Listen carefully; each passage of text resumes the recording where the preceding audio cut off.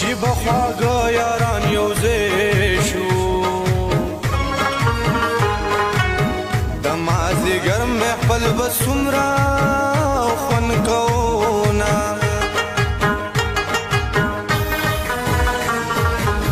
د ماشومتوب